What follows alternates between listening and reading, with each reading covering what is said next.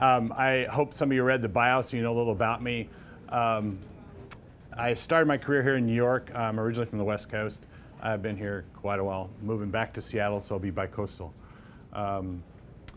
My work started out in film, did a lot of catalog, ventured into food because I saw that food photographers hung around the longest in this business. At least that's kind of what I saw. And I love photography. It's my passion. It's what I do. I shoot almost every day for myself. So it's been a great ride. What I'm showing you now is it's a little video I'll play. It's a QuickTime video I played, but I wanted to show you my basic lighting setup. It took me a while to arrive at it. Once I did, I use this light for just about everything unless I'm shooting daylight. So what you got there is on the left, there's two of us shooting right there. This is the editorial shoot for Meredith Publishing, which is based in Des Moines, Iowa.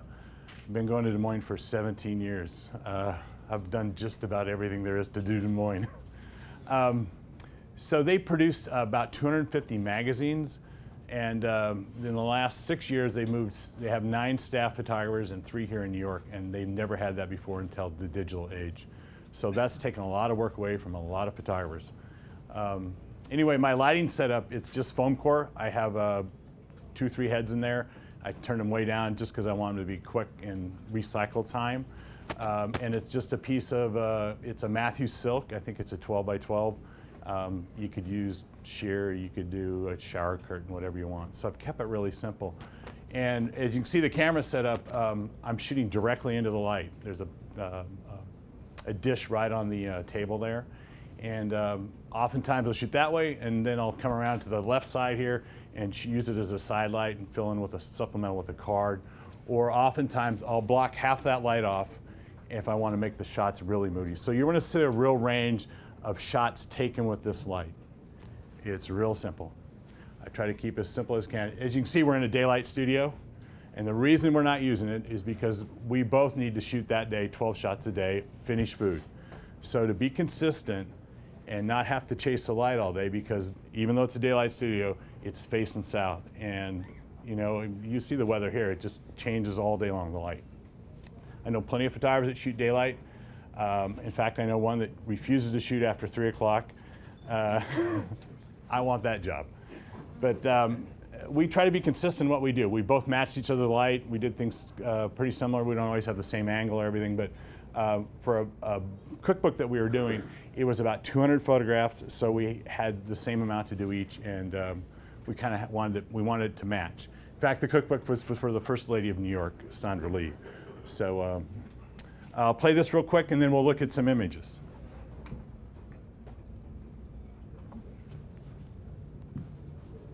This I did with a little device from, I think it's Harbor Electronics. They're out of Gig Harbor, Washington. I think it was like $100.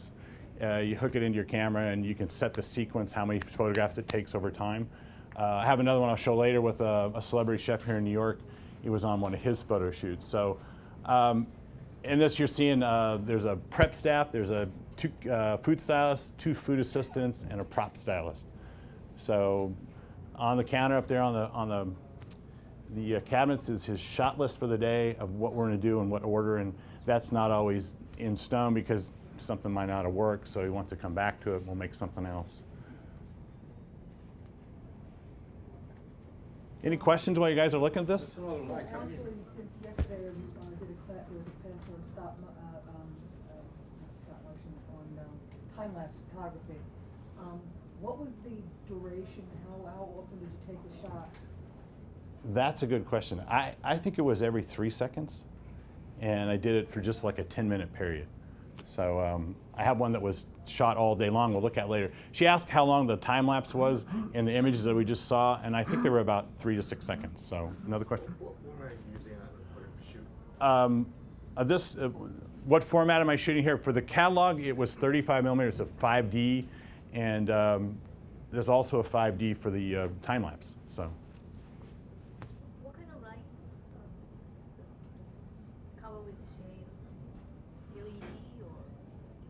something? LED or? What is? It's on the light, like this. Oh, there's a. I think you're referring to this right here. Yes. That's a. She's asking what the black thing is. That's a black flag. Matthews makes it. They sell it here, I think, at B&H.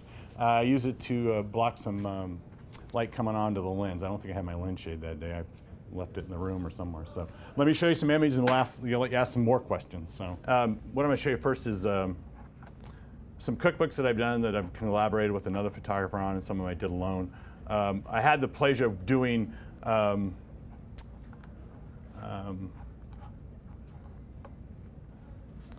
6 cookbooks with the Food Network. And with the Food Network, they, with the way they do the shows, they have a pretty big kitchen. It probably has 8 ovens in it, and they probably have 8 counters. And they're watching monitors during the showing, taping of one of the shows. So they always know where the chef is at any given point. So they're prepping behind the scenes. So the chef's not really cooking. The finished cooking is done in the kitchen. So the way they work and they do their cookbook, normally there's a food stylist and a food assistant and a prop stylist. They have about 8 people doing that sort of thing instead of 2. So they keep a lot of people employed when they do a cookbook or when they do a TV show. So these are some of the cookbooks.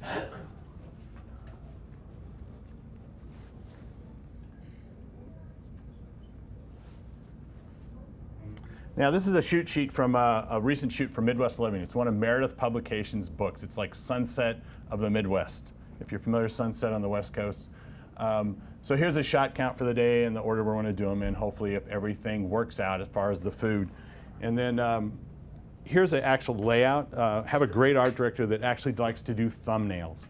And it's a lost art, and she kind of drew in what she wanted. Somebody, the prop stylist, has brought the props to the shoot, and they've already talked about, the art director and the prop stylist, about what the dishes are going to look like, how big the food is. That matters a lot, because depending on the serving of whatever they want to cook, they want to make sure that it fits the plate and fits the style of the idea for the shot. So this is a story, I think this is a Christmas story, and it was on eggs. So there's the finished food, and there's the layout. So it's pretty close. I kind of glanced this. I've been working with this client for a long time, so they kind of know what they want to get out of me, and I know what they need. Same thing here. These cinnamon rolls are for the same story. And then we shot it in this was a spread, so there were 2 shots, the cinnamon roll and this one, and there's the layout up there on the top. So it's all kind of roughed in for me to kind of know what they're expecting. Do you make any decision about the composition, about the way? Yeah, the 2 most important things to me and about photography is composition, and the most important thing to me is lighting. I think the lighting sets the mood. You can have some really ugly food and make it look pretty good. I did a Sonderly crockpot cookbook. 2 weeks of food shooting for Sonderly, and everything was made in a crockpot, from a cheesecake to a pot roast. A cheesecake in a crockpot. I think I had 1 meal that, like 2 weeks. I usually eat pretty well, You're doing 6 to 10 dishes a day, you want to eat something. But that 2 weeks, I was pretty hungry. So composition is very important. Have you ever found yourself having to use a still light? I mean, like a speed light, or is it always studio light? No, it's always, he asked if I ever use a supplemental light like a fill light. The only fill light they use would be a card. And I just use art card. You can get this 30 by 40 sheet, probably runs about $6-7 at Pearl Paint, someplace like that. I use them over and over again. They get kind of dirty, but I just kind of want to fill in the shadows if I'm side lighting. If I'm lighting from the back, like you saw that bank, and I'm shooting right into light, I'll put 2 of these in front to kind of fill in the foreground. But never another flash. Maybe occasionally I'll use another light with a grid on it and use as a spotlight to give some kind of rim light or some contrast coming across the food.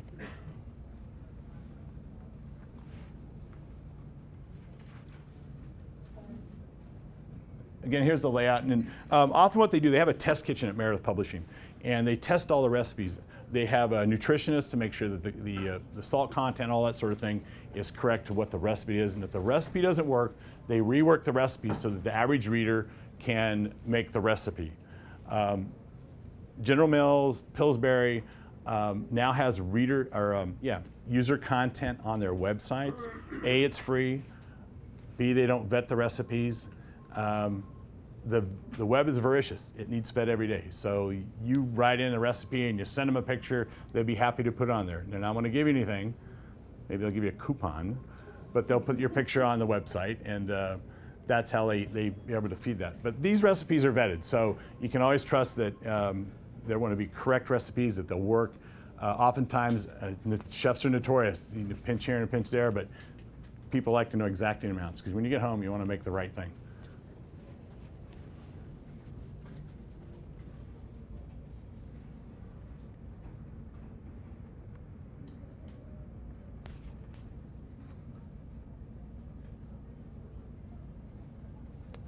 This is a story, it's a Christmas story, and they did it on these inns in the Midwest. And they sent me some pictures to show me kind of the flavor, and my photograph was supposed to fit in with these pictures that they were going to use in the story. Not that it mattered, if they got the right props, this picture is going to fit in with the story that they're doing about these inns in the Midwest. Now this photograph we did about 6 different ways, because this is the cover, or the opening spread of the story. So they're going to drop type in that white plate. Wasn't sure if she wanted those photographs, so she tried some other photographs. Wasn't sure she wanted the ribbon or she wanted this tassel, so we did it 6 different ways. Shoot it vertically or top? All vertically, for magazine, editorial, for most advertising, and most of the work I do is vertical. So if it's a spread, they'll tell me specifically that it's a double-page spread, and I have to shoot horizontally for that. Now, most of these things, and most publishers ask me now, not only to shoot it this way, but then they want to shoot another version for the web. And with that other version for the web, oftentimes it's square. So a lot of times you'll lose a lot of the props or whatever to make it work on the web. It doesn't have to be as nice because you're not looking at that long. It's normally just to, again, fill the web page for them. Your prop person wear gloves or anything, handling glassware, stuff like that? Yeah, there's a prop stylist oftentimes on set. You ask the question, do we wear gloves and that sort of thing when we're moving the food? I don't normally touch the food. I leave it to the food staff because some of them are pretty fussy, and I know I got fat fingers and I'd probably screw it up. So I make sure to ask them to move it. With the props, I generally move it around, and oftentimes, like this particular shoot, there wasn't a prop stylist there.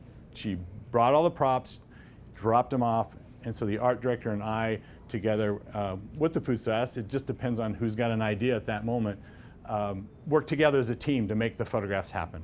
So sometimes I have a better idea. I ask the food stylist what the food's going to look like before he's prepped it. Is it better for me to shoot straight into it, to shoot down on it, shoot at an angle? So that kind of determines the composition that I want to have. And then I also talk to the art director about what she really needs or he needs to make it work in telling the story. So taking this sort of angle, will you read the camera the way you show us in the beginning, and then you just kind of tweaking? Yeah, I like using a camera stand. I do a tripod often if they don't have a camera stand. I just like the ease of a camera stand. I started with 8x10 and I just got tired of going up and down on a tripod. So even with the 35, I like it's just ease of movement, and I can tweak it just a little with like a gear head or a ball head to make it that much easier for me to move. And the quicker and easier it is for me, the more I can do. And today's day and age, they expect more. So. They will be handheld? Rarely handheld. If I do handhold, it's usually for me. I've done what they wanted and I see something and they're in between shots, and I'll play around with the camera and shoot some things for myself. That's a good way to build your portfolio too. That's the way I built my portfolio. I started out doing a lot of catalog, and I had the props there, had the merchandise there in my studio, so I would go and make something for me. It didn't cost me anything other than my time and film at the time. Now there's no excuse for anybody not to be able to build a portfolio. With digital, it's not costing anything to make a mistake. You can buy props, you can use them, you can take them back, you can go to Macy's, get some plates, done with them, take them back, get your money back. That's been going on for the eons in this business. People buy stuff, use it, take it back. Clothes, dishes, pots and pans. Can't do it with food. And New York has such great food too. You go to all these markets, you could get great food, and just start with food. If you want to build your portfolio, start with raw food, vegetables, that sort of thing. I've even seen some decent food at Whole Foods too. You could, if you got something that's prepped and ask them to put it in there nicely, you might be able to do something with it. So, did I have one more question? Yeah, you said you work with food stylists. I thought stylists prepare for these shots, because they have to hang out so long, isn't actually edible food. They've made it so it will stand the heat, the lights, and the time. Right. The comment question was, is the food real? Is it edible? Is it created so that it'll stand the heat of time? Not so much heat anymore because of strobe. Most of my work has been editorial, and it's 99% edible. Might have oil on it, might have water on it to make it glisten. There's a couple pictures of turkeys I'm going to show you. They're undercooked a little because if they cook too long, the skin shrinks up. So they just undercook them, but then they'll stick it back in the oven and cook it, and we'll eat it for lunch or something like that. All the food that I've done for the Food Network was done so it was edible, because what they do is with the whole staff, they make a big buffet at lunch with the food that's been shot on either the shows or, so that goes to your question too, is the food on those shows is edible. And the same thing, unless it's, you know, oysters and they've been sitting out for 2 hours, you're not want to eat it, but yeah. 'Cause I Yeah. also heard they do ice cream. Go ahead. Can we go back to your favorite lighting setup? It looked like don't go back to slide. It looked like you had tremendous soft box that you're Yeah. shooting into, Yep. and two reflectors on either side. Okay, I'll describe it and then I'll go back here after I show some more images.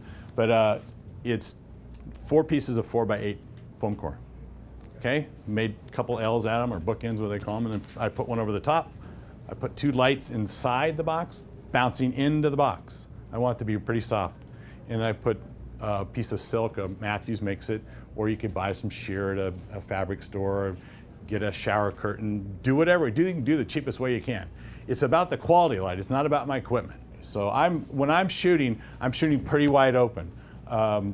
On my 35, I'm probably shooting f5, 5.6, somewhere in there, unless it needs to be really tack sharp, front to back. But that's no longer the case as it was, 10 years ago, 20 years ago. So even when I have a view camera, I shoot with a back, I shoot wide open. I like the plane of focus, to be able to play with the plane of focus and just tilt and shift it. So, Why hey, Chris, is Mike? that your favorite setup? My lighting? Yeah. It gave me the look I wanted. It was easy. I just didn't want it to be complicated. I liked what I saw when I went to museums. I saw still lives. I saw really simple lighting, even in portraiture of Vermeer or those people. It's like, wow, that was pretty simple, but it was really dramatic, really saturated, beautiful kind of light. And I still look for that when I go outside. I look for daylight where it's maybe open shade, or at the end of the day, I like that. I started out working for a car photographer, sunrise and sunset. And we were waiting until it hit the sunrise, hit the horizon. So I got to see light and look for light. And that's something that you really need to look for, is start looking for better light. You could have really ugly things, but if you got nice light, it's gonna make them look a lot better. Are you So, shooting on tethered? I am shooting tethered in this state with a 35 and when I use a back. I just started shooting with the X1 Pro, the Fuji, and I'm going to show you some of those images. I had to shoot to a card because you can't shoot tethered with it, but I love that camera, and I'm going to show you that. That's even smaller than what I got. Can you And speak to your color balancing, how you get that? yeah, I use Lightroom. With my back, it's a leaf back, so I have to use Capture One and their software. But I use Lightroom. I'm on Lightroom 4 now.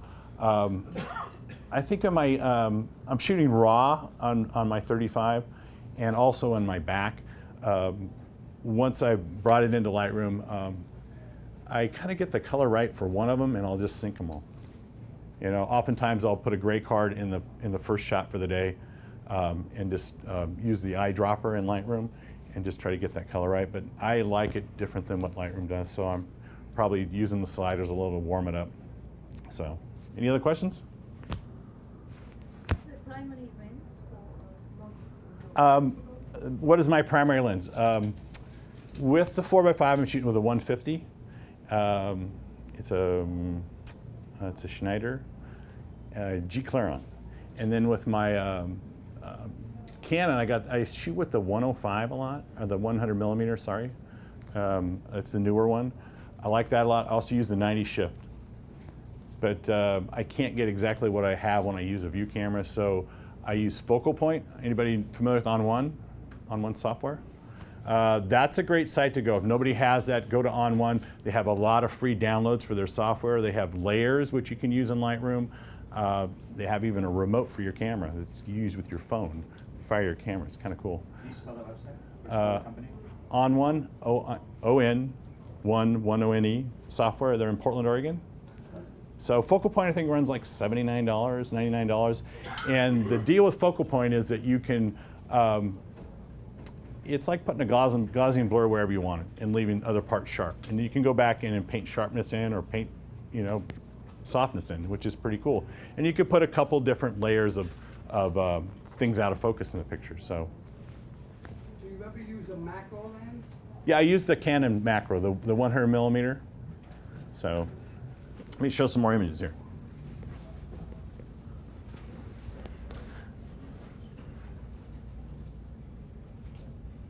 This is all the same light, you guys. So moody, overlit, bright, high key, they're all the same light. So I shot this the same day I shot this with the same light. So this I shot directly into the light. The previous one I used it as a side light and blocked a lot of it off. I probably didn't even put any fill card in. So I just wanted the real dramatic part of it. And then the light's back over here, right behind the product, and I probably had a couple fill cards in the front. What ISO were you shooting in? Normally I'm at 100 ISO, and occasionally 50, depends on, if I can't get a shallow depth in the field and I can't turn the lights down enough, I just turn the ISO down. So. Like foam marble tabletops, sometimes different types of tabletops. I've noticed some different tabletops there, like the shot before, using different types of tabletops. Oh yeah. Oftentimes you ask about the tabletops with the surfaces. Cheapest way to go here, if you want to do your own pictures, fabric. That's fabric right there. So I've seen people use contact paper. We made a background. I did some pictures at my house in my living room, and the prop stylist brought some brown paper bags and cut them up and glued them down and gessoed them onto a piece of foam core. It looked like tobacco when she got done with them. It's pretty cool. Actually, there's a couple shots I'll show you that she did. Cheap, really cheap. I'm about the look, not about what it costs. I want to get to a certain point. I don't care how I get there. I want to do it as reasonably as I can. If I had the money, I'd probably not think twice about it, but clients don't have the money anymore. I don't want to spend my money on that. I'd rather spend my money on a plant for my garden, so.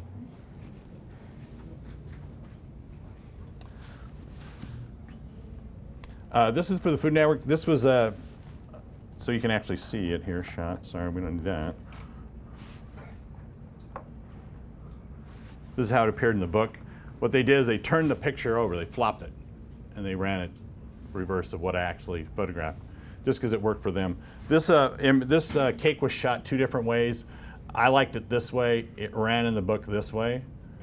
Looks pretty good the way they cropped it. I wouldn't have thought to crop it that way. It made it look better. So I like working with good people that are good creatives and good design, because they can make my work look even better and see things that I didn't see.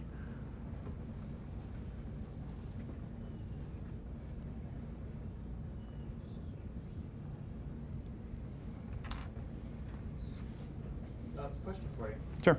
So you're using the light. About what Kelvin do you use? Do you do they come with a certain rated Kelvin, and you just dial that into the camera when you're working with digital? I have when I'm shooting raw, I don't think it matters, but it probably does. I don't know. I just set on average white balance in my digital, and then the lights when I shoot film, I can't get the color I want, so I'll probably gel those lights with a quarter CTB, which is a color temperature blue. You can get it here. That's Roscoe makes it. And I use that just to kind of cool the lights down, because the foam core starts to yellow and too warm for me and makes the food look too warm. So, but when when it's something like this, I want it to look pretty neutral, pretty clean. So this again is shooting directly into the light. Works even better when it's white like that. I like those kind of challenges. How do I make that separate from that white background back there? That's a tough one. So, but keeps me interested. How'd you do that?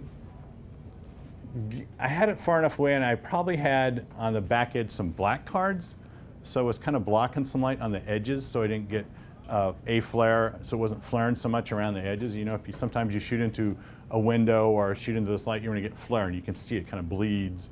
So I try to control that. That's one of the things you saw. You asked about that black flag earlier in the shot. That was kind of cut down on some flare coming into the camera. So this was actually shot with film.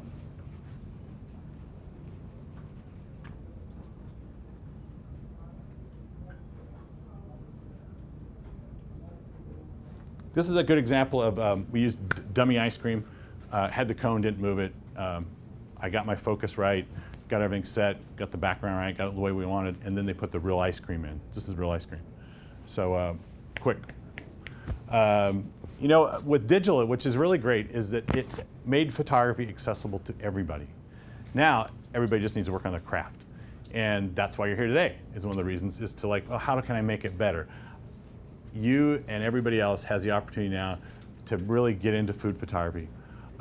Publishers love bloggers who do food, because they style, they edit, they prop style, and they take the picture. They've saved the publisher about 5 people that have to pay. So if you're a blogger and you have a following all and you want to do food photography, digital's made it really accessible for you to do that. And there's no excuse not to try something. You may screw up, but it doesn't cost you processing, costs you time, because you got to sit at the computer. I became the lab when digital came around, and I don't like that job. I really don't like it, but I also don't like letting go of my control and letting somebody else process my pictures for me. So it's a trade-off.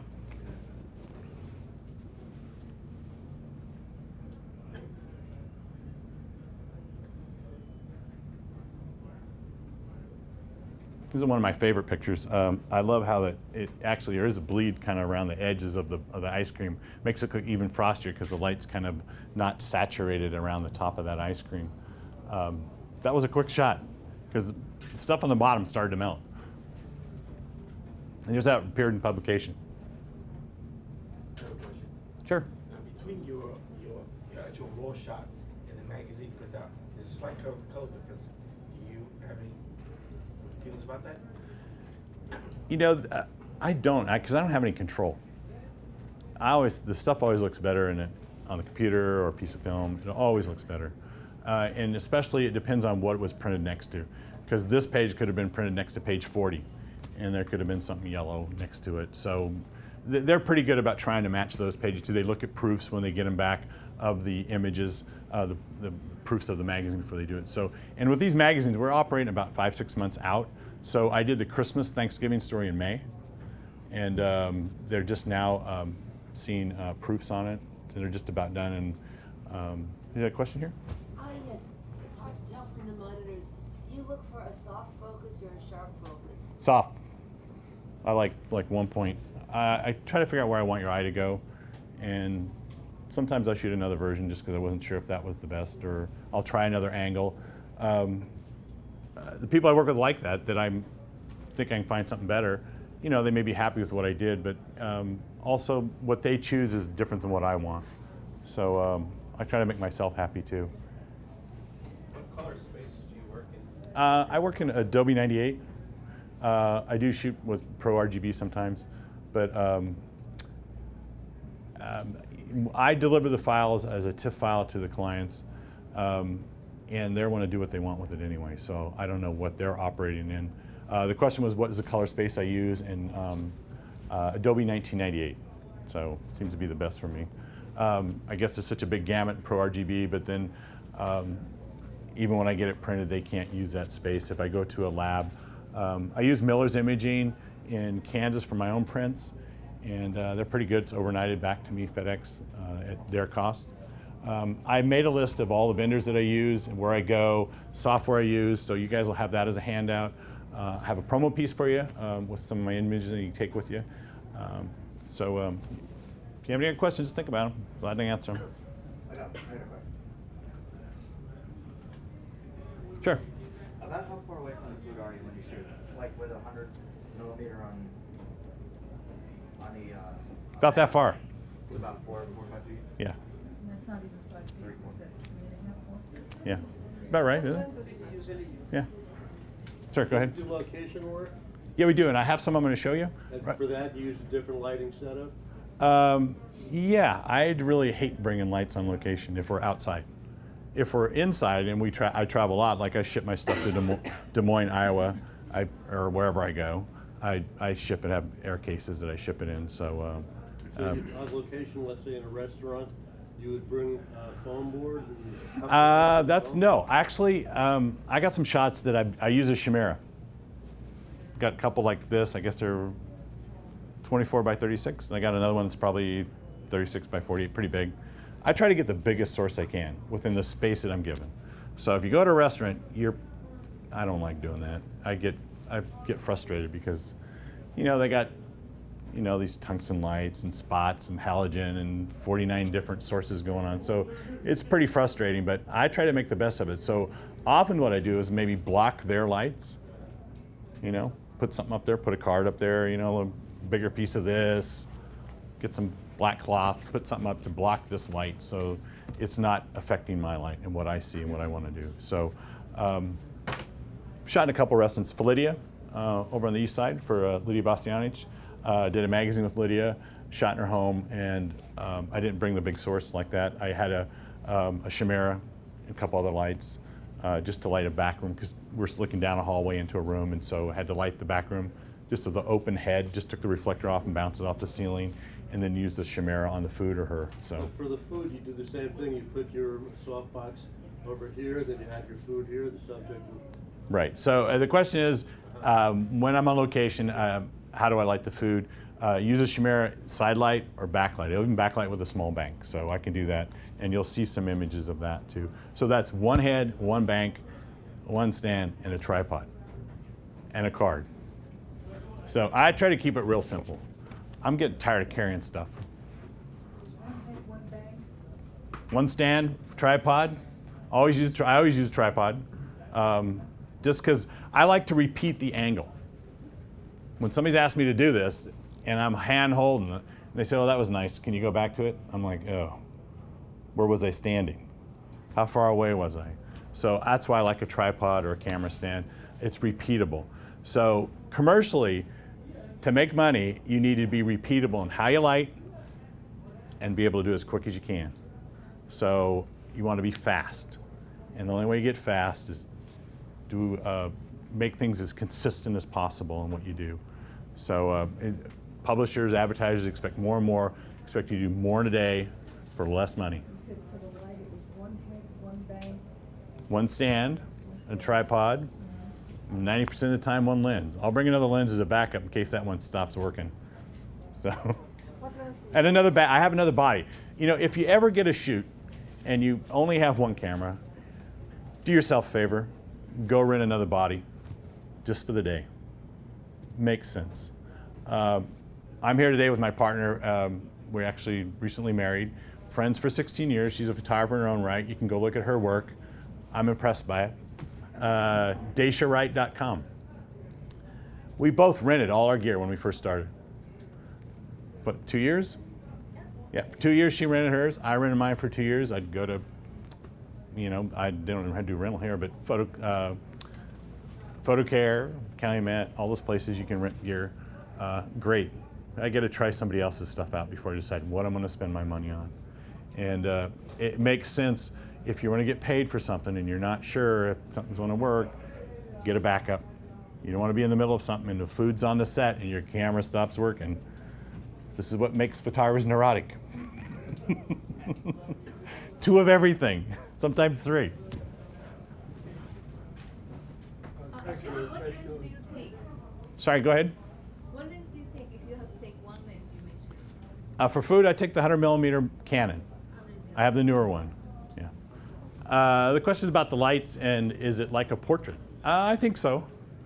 I like that it doesn't move and they don't talk back. They don't give me attitude. And some of it's pretty ugly. So I try to make it look the best. And I started out doing, when I started in photography, I worked for a portrait wedding photographer. And he was quick and he was good. And he photographed a lot of seniors and did a lot of family portraits, and he was quick. And he had his lighting down, he knew what he wanted to do, he knew how to interact with people, And so that kind of bleeds over into this. Being able to do food has got me to do a lot of people too, a lot of celebrity chefs, a lot of food stories where people are involved. So this is one of them. This is G. Garvin. He has a show on the Food Network, something about On the Road. He was on the BET network. It was called Turn Up the Heat. He's from Atlanta. He's now based out of LA. And this is his first book. And we actually went all over Manhattan because they were taping intros to his show. So we went up to the Lenox Lounge in Harlem, Herald Square, Times Square. So I just followed the video crew around and did some shots of G. Garvin for the inside of his book.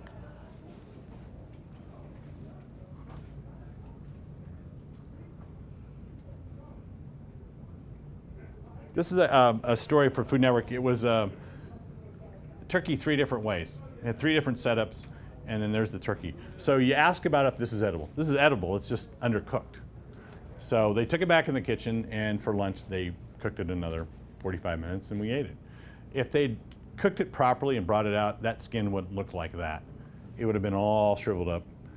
Believe me, I've made my own turkey at Thanksgiving, and I shot it. My pictures are real ugly. I have no patience to shoot my own food. I do it at home, and I like tungsten light, and I try to take it by the window. It still looks horrible. I'm like, okay, I'm not doing this at home. I just want to cook. So that's one of the upsides of what I've had in the crib is I really kind of knew how to bake, but I didn't know how to cook. And once I started doing cookbooks, and we were doing 6 recipes a day, and I got to watch how they prep them, and so the most important thing that they did was they prepped like the day before. They measure everything out, whether it's an 1/8 teaspoon of salt or a cup of sugar or whatever it is.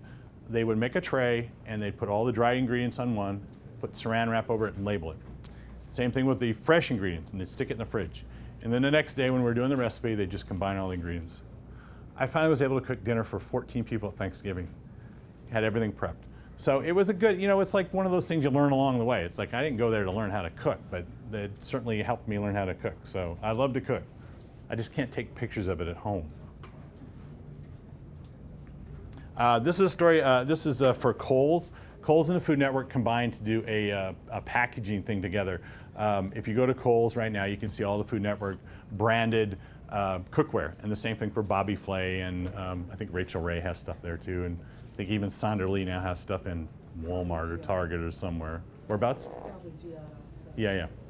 So these were real specific. They were giving us the design for the labels for these particular products the day we were shooting them. So we had to wait around for the designer from Austin, or I think Dallas maybe, to send us the prototype of what the layout looked like to fit within this space. So I did a full picture like this, and it ended up getting used like that. So it was only a strip of the picture. So for that last shot, Sure. if I'm not asking, Sorry? so for that last shot, I mean, was the pan hot? I mean, is she actually pouring, that syrup? The pan's not hot, but the frosting's melted so that it would melt. Otherwise, it's not going to melt. So the frosting is real. It's not like Yeah, and I think that there was a stand-in of cinnamon rolls because that frosting's not necessarily want to melt unless that's somewhat warm, the cinnamon rolls.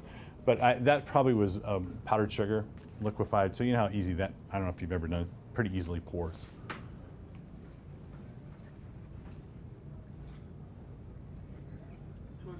When they cut it into a regular shot? So, but these shots, if you look at the layout here, they've got this wave in it and this logo here and these things. This is the layout they gave me, so I'd try and put that either in the Lightroom as a disc. It doesn't work real, or as an image, it doesn't work real well. Capture One, which is I ended up using, it works real well, so you can have a overlay on the food to see how it's want to work, because you have to work around these elements. They're not want to work around me making the picture. I have to work around the elements. So that's kind of what every shot we did for the packaging was like that. It was a month's worth of work, and they shoot every 4 months now because they're always adding more stuff. Looks like you use a lot of whites in your shots. You let them go. How close to pure white are you getting in those shots?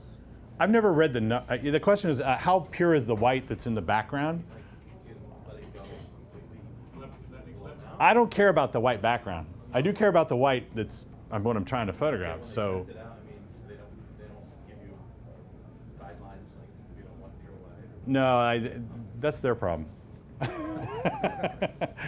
I don't. If it is a problem, it's my problem. They don't tell me. I don't hear from it.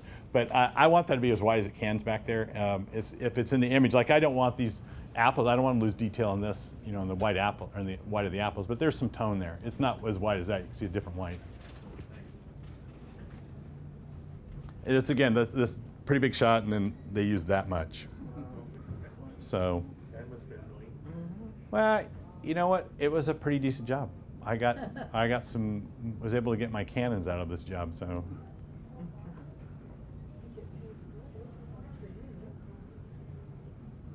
Utilize that on one Selective Focus app or that portion of that software instead of like Canon television.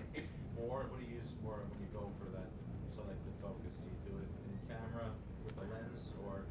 The question's about the Selective Focus. Do I use a software or do I use a camera? So if it's a view camera and I get to use my back, it's in the camera. With a view camera, you can tilt the focus forward, and you can also tilt it left or right. So you get not only this plane out down here, if that's where I've thrown it out, you can also tilt part of that plane out. With the tilt shift in the 35, you can only do one plane, either this way or that way. So that's frustrating to me because I really like the painterly kind of look that I try to create with my work. And that part of that's done with the tilt shift of the view camera. Part of it is also shooting wide open, as shallow depth as I can. So I've been playing with focal point. Sometimes I get what I want, sometimes I don't. I really like using the view camera when I can.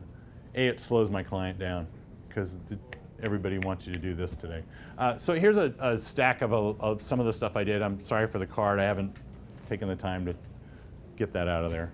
You know, this particular kind of shot from my website, I sent it to a place that's on the list of vendors I'm going to give you. It's called retouchup.com. I don't know if anybody familiar with that.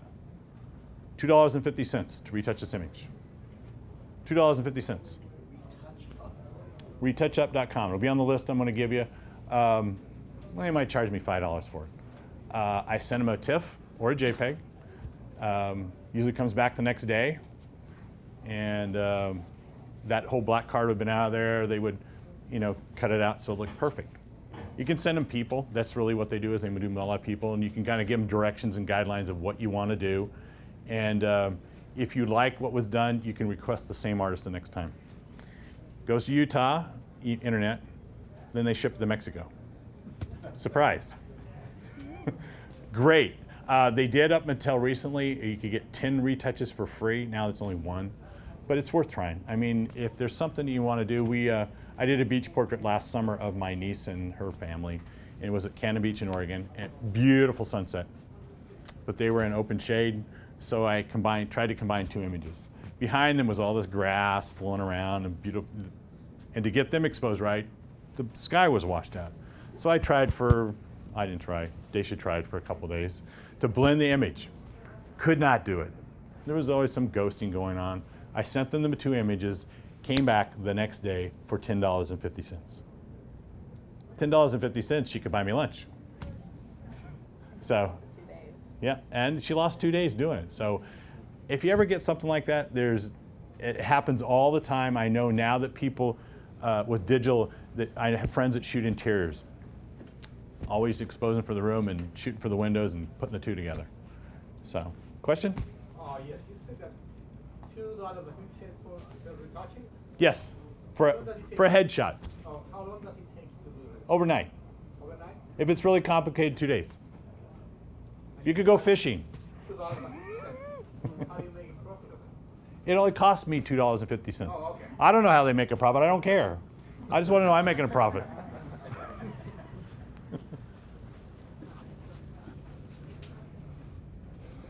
This is Paula Deen. Shot 3 of the Deen brothers books. Great people.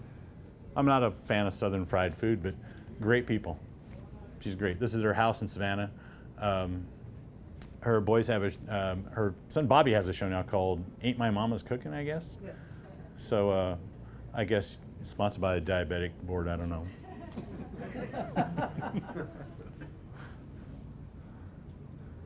This is the cover of their second book. This was shot with a 4x5 film. So it's what the art director wanted, and it's what I did. And I always know with that there ain't want to be a lot of versions. You only want to get one shot at it. So thunderstorms overhead, thunder was roaring. He goes, oh, we're not going to make it. And Jamie told the art director, you're a negative person. They were willing to do anything. That's a sixth generation Ugga. If you're a bulldog fan from Georgia, this is a Ugga. It's from the lineage of the Uggas. I think it cost him about $4,000 for that dog. Why did the art director want a 4x5? He liked what I'd done with 4x5. I did another cover for him, one of the first ones I did. This is 4x5 as well. This is the first book. This is with a 6x17. This is Fuji. Still have it. Love this camera.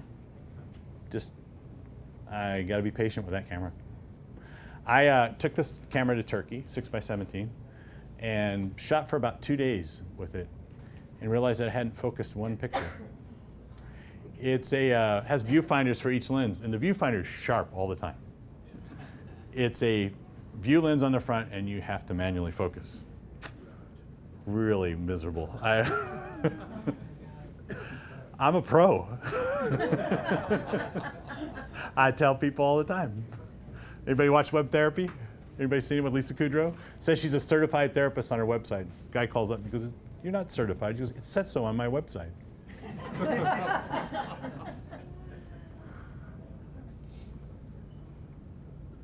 So this is I didn't light this, but this is kind of the feeling if you backlit it. It was an overcast day, and they were underneath this. They have a little patio that's covered, and they don't have like Weber's. They have Viking in their cook place outside. So I just had I think I had maybe a couple foam core cards, or actually I use Elastilite. Actually, I brought something for you that I use a lot if I'm on location outside. This is sell here for $49, I think, here at B&H. It's the Chameleon.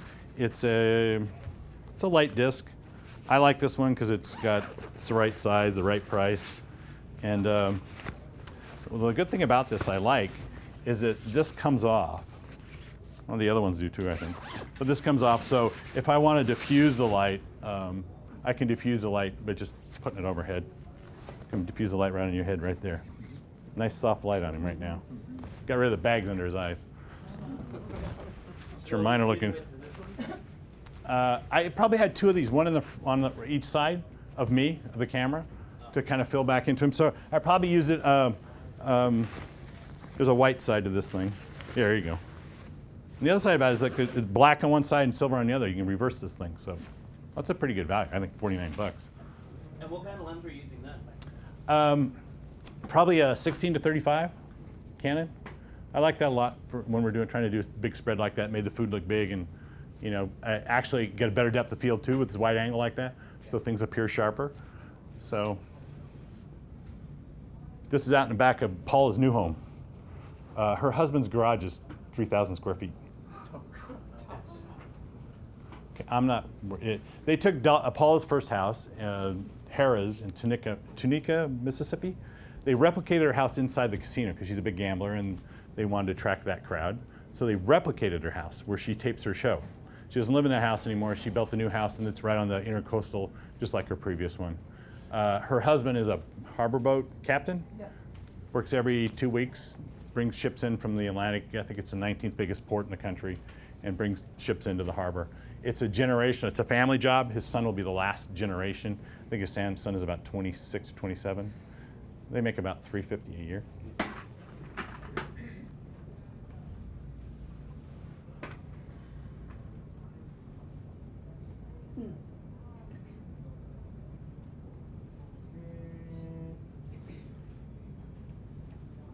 This light is shooting directly into that light that I was showing you earlier, and then this is side lighting with it. See the light on his face on the left side of his face, or on the left side to you. It's coming from the side, and there's probably a piece of foam core over here, 4x8, or one of these reflectors. So it's pretty simple. So I was able to give him two different looks without having to set up another light. Quick, fast, gave him something different. And this is another way I use this light. So let's pretend this screen is that light that I showed you. She's standing right here. So the light's here, she's standing here. That light's coming right at her. got rid of her wrinkles, made her skin look fabulous. It's like a big, broad light. So you could do this with a window.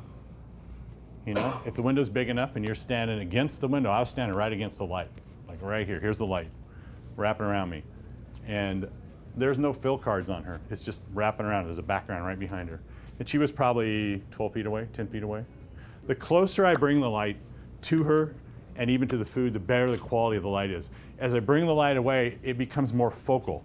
It becomes more like a spotlight. If we put this light, you know, it's like if we had a spotlight and the farther away that light is, the more pointed it is.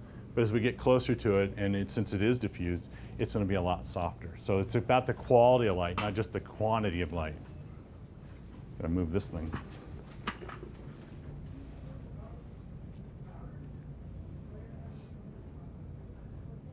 Again, these ones right here were 4x5.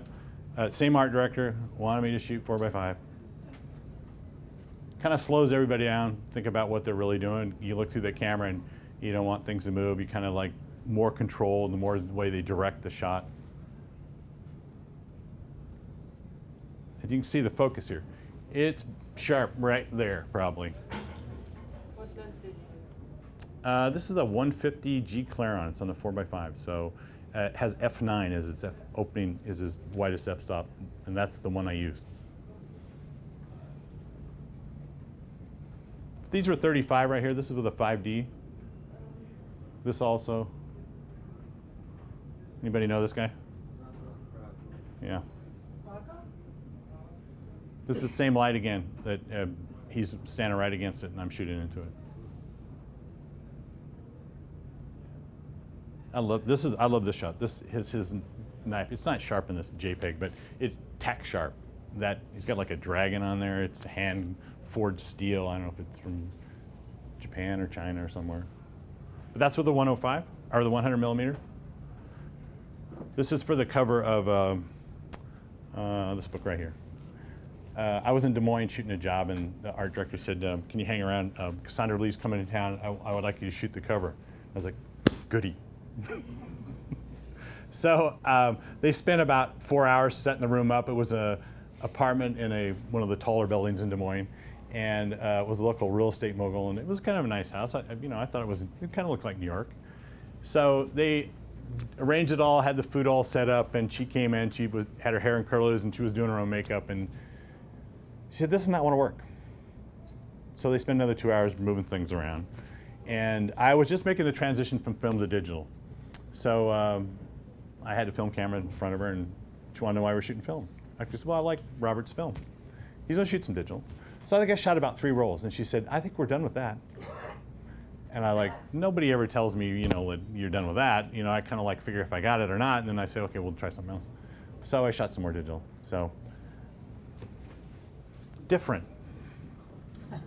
She could be our first lady someday. She could do a tablescape in the White House. Can you talk about the business of food photography, booking clients, and so on? Yeah, the question is, can I talk about the business part of food photography? And I got my start. I had 2 food photographs in my portfolio. And a friend turned me on to Food and Wine at the time. And I went up and saw the art director, showed her my 2 pictures. And then I was just starting to really get into gardening. So I got an octagon brown cardboard hat box. And it was August. So I filled it up with vegetables and I messaged over and said, "I can grow it and I can shoot it." And she gave me a 6-page story, February issue. And I shot for them for 5 years. And shot for McCall. So editorial was a lot easier to get into. Arthur Stewart shoots a lot in-house. Meredith shoots in-house. But once I got in with them, I took advantage of that opportunity. And if the props around, I shot more. I hired a food stylist. I did some more stuff for my portfolio, kind of once I wanted to build my voice. It took a long time to find my niche, the way that I look. And stuff all looks pretty consistent now, but for a while it just didn't look consistent. It was too hard lit. It's not what I wanted to say. I didn't know what I wanted to say. And that just took a while. So editorially, Food and Wine they paid you a minimum day rate, and then they paid you by the page. If the story ran, you got additional money. So they were paying $900 a day, plus expenses. and they took care of the prop stylist and food stylist, all that kind of thing. Oftentimes they'd have me pay them, and I was their bank. And then if the story ran, they'd pay additional $450 per page. So you could do pretty well. You know, you could end up making $3,000–4,000 for the day, but you're waiting 60 days for your money. I started with traditional home shooting menus for them, which is another Meredith publication, about 20 years ago. They pay $1,200 a day plus expenses. They pay less than that today. And they want all rights, they want it for the web, everything. So the world's changed. You used to be able to make a pretty decent living doing editorial. It's a lot harder, but if you're in it for the money, find something else. There is money in it, it's just harder to find. I heard a photographer once say, when I first went to like a ASMP meeting, when I first started, he said, 90% of the time I get to do business, look for work, all that kind of thing. 10% of the time I get to shoot. I was like, oh, that can't be right. It is. You're chasing work. The work is finding the work. Taking a picture is not hard at this point. Maybe for you guys, because you want to build your portfolio, you think it's hard. I mean, the best way I improved my work, taking pictures, and I looked at a lot of work. I looked at a lot of magazines. Didn't have to buy them. I would go to the newsstand, go to Hudson News, somewhere, just keep looking. See what somebody else did, somebody that I liked. Great story. I was shooting for Food and Wine, and Daisha here was living in Austin. She'd started in the advertising side of business. She was an account executive, and she moved to Austin and never knew each other.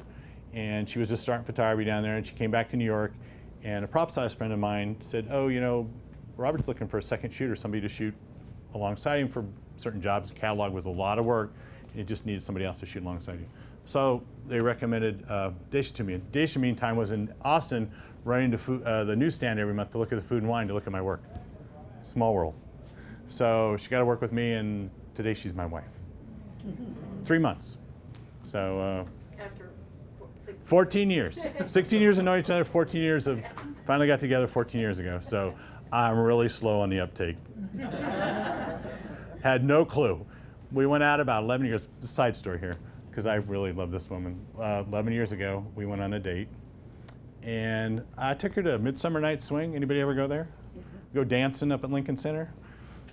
I didn't know whether it was a date or not. I tried to set her up with 2 friends. She went out with one of them, and I'm so glad he didn't hit it off with her. In fact, we saw him at a wedding about a month ago. I said, you know what? I'm here with somebody I set you up on a date with. I'm glad it didn't work out for you, because it's working out for me. So, DaishaWright.com. Go look at her work. This is for the Calhoun School. This is Chef Bobo. The Calhoun School is on the Upper West Side in the 80th, I think, 79th, somewhere like that. He is an on-staff chef for the school. I think you go K through high school, I think. They have a rooftop garden. It's self-sustaining. And then they got rid of institutional food, and a woman on the board of the school was on the board of, she owned the French Culinary, and he taught there. So they said, look, we want to get rid of institutional food. We want to bring somebody in to cook for these people. So he has a staff of 4, and they all get to rotate in the jobs. One week somebody does a menu, the next week they get to do something else. But he also teaches for kids there. So he did a book on kids, on home meals for families, really nutritional film. Great guy. He's from New Orleans. He was Derek Jeter's personal chef until about 5 years ago. So when he met Derek Jeter, he was eating Oreos. This is Maximilian Riedel or Riedel. It depends on who you're asking. They make those glasses. Great guy. 3rd generation. Yes, it was photoshopped. But actually just had it on a stand, and he had his finger right next to it. So put them together. This is for cover of Rachel Ray book. I sat and waited 5 hours for her. So I got 10 minutes in between her taping a show. So this is a combination of tungsten, and I had a bank off to the left, and I used the lights on her set. And there was a bad crossover, but I made it work. I just, there's a lot of red in her face. Frustrated me, but they liked it, and they were happy with it. But I had to do what was there. I couldn't change much of it, because she, A, didn't give me the time, and B, they wanted to do it right there. So.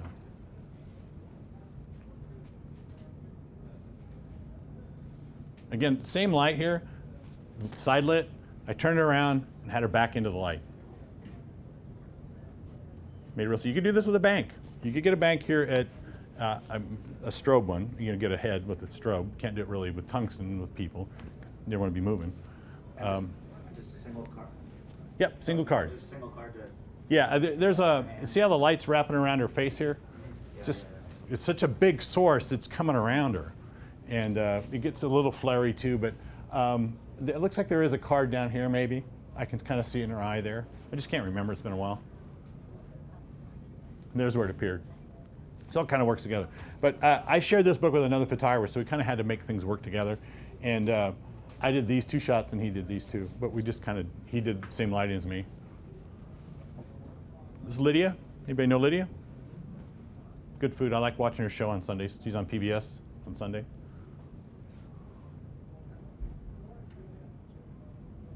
This is January. So we shot her inside her house, and then we took her outside. And just a reflector here, this reflector here. He's a diabetic chef. He's a Wake Forest.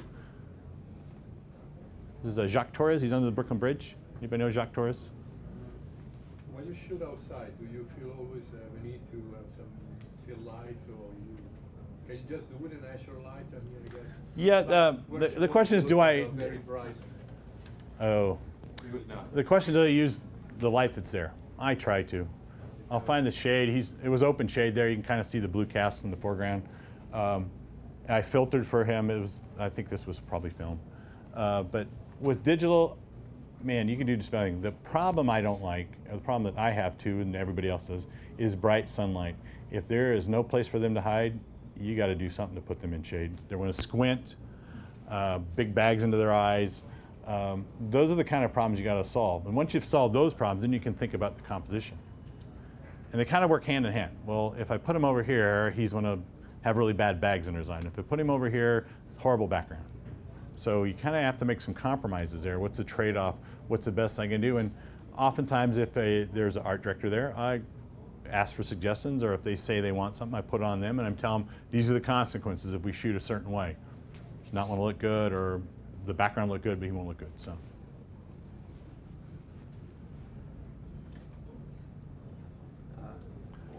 These guys live up by, I live up in Rockland County, and they live up in Orange County, Newburgh. Beautiful store, beautiful. I think Pataki dedicated. This was shot with 4x5. This is the first time I really shot people 4x5. I shot 30 sheets in about 3 minutes, and they were gone. So it was a media day at their shop, and they just started to kind of hit it, you know. I didn't know who they were. They'd been in, I guess, in the Super Bowl, that commercial they had that kind of launched them. I didn't know who they were. So the artist said, yeah, I need you to shoot these guys. They're near you. Can you come up? And I said, okay. So again, we waited about 4 hours, did this picture, and then they went off to talk to some other media. And he's wearing this black T-shirt, and there's the cover of the book. Nice guys, very nice. So I had set to do this shot, and I had these portable lights. I had a big bank on location. This is when I use it on location. So I wanted the background to go pretty dark. It was a day like today. It was disgusting outside. And I'd done some Polaroids, got it all set. He walked in front of the camera, lights died. Didn't work. Battery's gone. Car's about a quarter mile away. The assistant ran and got the batteries. He was cool about it. So I went over and I was like just checking things, looking at him, and it looked like white specks all over this T-shirt. And I started to brush it off, and it was about 20 pinholes. So I just backed up real quick. I'm thinking, hey, it's your cover. You want to look like that? That's okay, you know. So that's how it appeared in the book. It was like a Playboy fold. It's pretty cool. And there was one of his son in the same kind of format too. So I'll go through these real quickly so I can show you some other stuff. This is the same light too. This is Food Network. This is Doc Gibbs. He was a music director for Emerald Live. He'd come around and hang out when I was shooting, and we became friends. He lives in Philly. Very nice guy.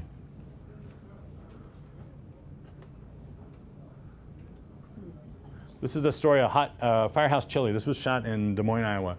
So he's right at the edge of the garage door. He's right in the opening. So the light is out here, and he's just kind of on the edge. So he's kind of in shade, but there's some direction to his light. This was actually shot outside.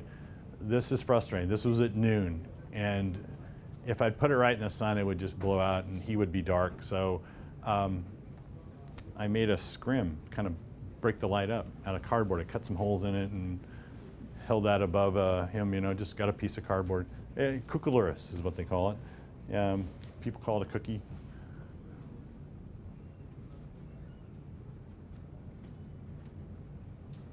This is at Smith & Wollensky. You asked about the restaurant. I took, again, a big bank. You can see it here in the light. You can see it on the glasses. There's a big bank here. There's a light behind him. I just put it on the ground, bounce up, kind of light him, separate him from the background. Made it real simple. And there's a card right here. You can see there's a card reflected in here.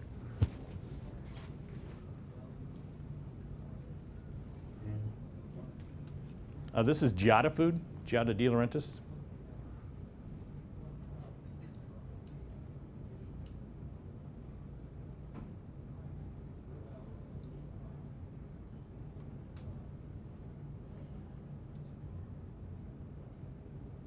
You can see the focus here, and you can probably see it better on these monitors over here. It's pretty soft, probably sharp on the left side there.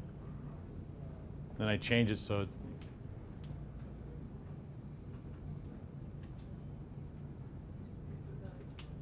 Do you have any preference for the background color of a plate? So, I mean, when you're shooting like a white plate, is that kind of, instead of something like wood, does it make a difference? It depends on the story. You know, the art director usually has a concept of the idea. The question is, do I have a preference on the plates or the color of the background?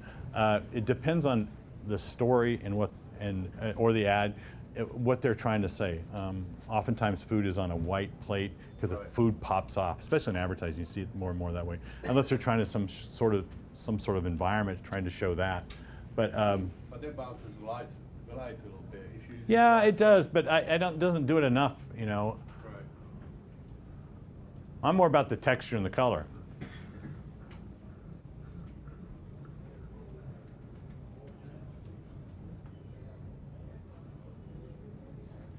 How much time we got? That's 5:20. Okay, let me just run through these real quick, and then I'll show you some still life. This is one of my favorite stories. These are mini vegetables. They're really tiny. This is a farm in Ohio. They were going to lose their farm. They had 160 acres. I love the story. I love photographing the stuff, and I love the story. So these eggplants are about this big. Pretty cool. So one of the sons, who's like third generation, said, no, you know what? We should start growing for restaurants. So they grow for restaurants, save the farm, they ship all over the country. Pretty cool. Tiny. These are like tiny, little yellow.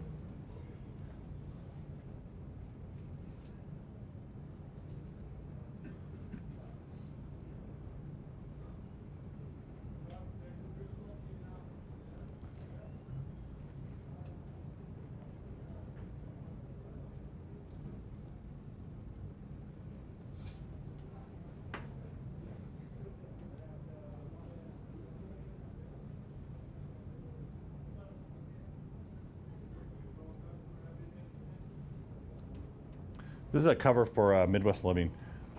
We shot this 10 different ways.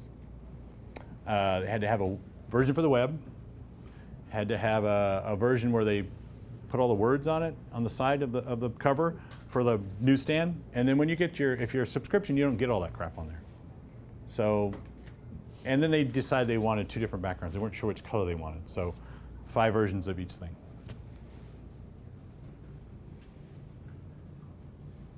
So this is the one they ended up using, was this one here.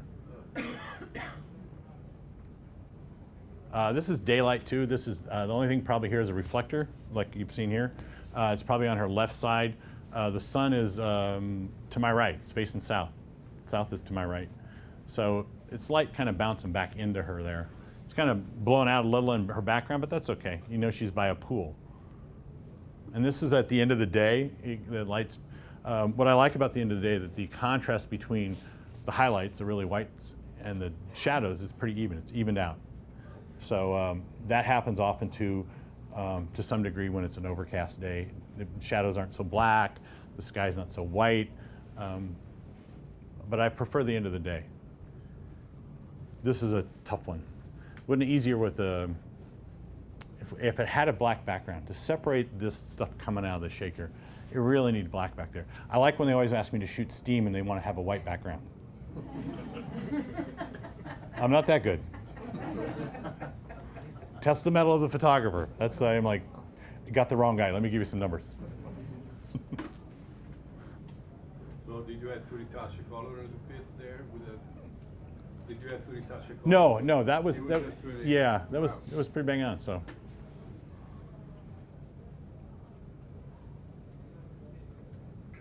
This is daylight too. I kind of like the. I set this up and I moved it around until I found where the light was that I wanted. It was on a little table. I do that all the time. We don't have to be in a certain spot. I just want the light to look good, especially when it's that tight on the food. So I saw this tree and I saw the shadows coming down, so I just moved it over to where I wanted. It's like, it worked.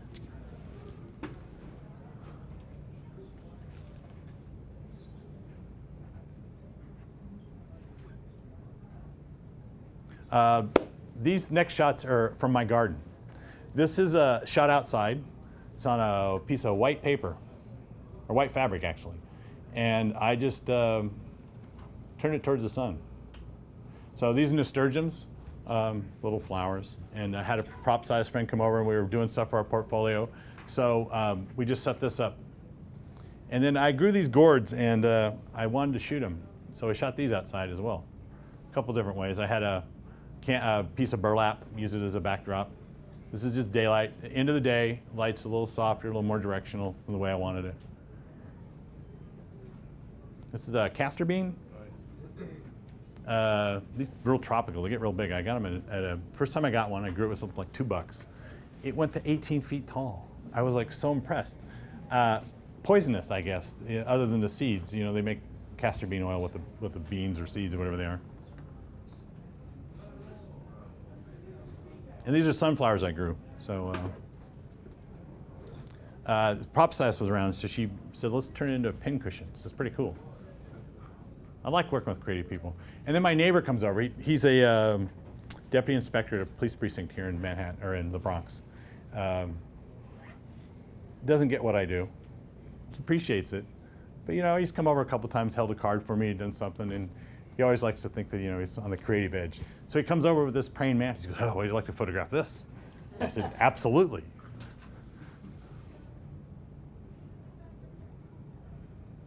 And I had this piece of metal. It's rusted metal. I had it in the yard, and same neighbor comes over. He goes, well, you just throw that out. And I said, no, it's like perfect. It's patina, it's aged, it's great. And then he sees these pictures. He goes, oh, you don't want to throw that out.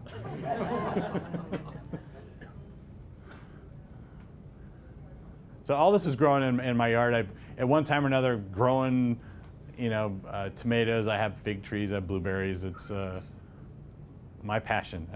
So we're shooting this stuff outside, and the food prop size looks nice. She goes, oh, look, a toad. ADD moment for both of us. Okay, great. Puts it on the set. I did this portrait of this toad. I think it looks pretty good. I also got hops in my yard, so these are what these are. My neighbor made watermelon beer with it one summer. It foamed for about 15 minutes before we could drink that much of it. What were you shooting with when you got that toad there? That was, that's a good question. I think it was my 5D with the 100 millimeter, the older version. Okay, so macro? Yeah. Most of this stuff. A lot of the stuff I shoot outside, I'll probably shoot with a 16 to 35 just because I like that kind of distorted kind of look to it. It's either that or the 100 millimeter. I'll even bring out the 70-200, I have that. And I like really separating stuff from the background by shooting with a really long lens.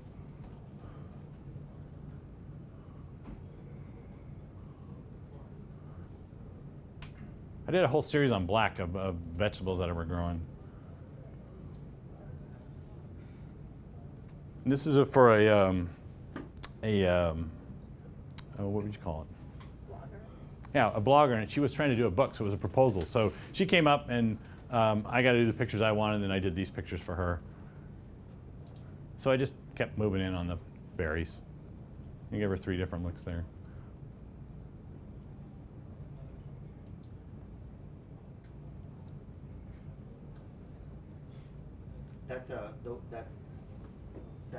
That glass with the wine in it, Was that like natural light or some kind of? This right here? Yeah. No, this is a bank light. So backlight. Okay. Yeah. I see. So I didn't use a big box on it. You just use the Chimera. I think it's 30 by 40, something like that.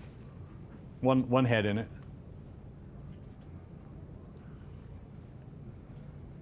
But this is the cardboard or the brown paper bag background, right here. You can see better here on these monitors than you can up here for some reason. So she just cut it up, overlapped them, took some gesso and put over it, and of course the foam cord kind of warped like that immediately, but it's a great background. Cheap. You can kind of see it there better.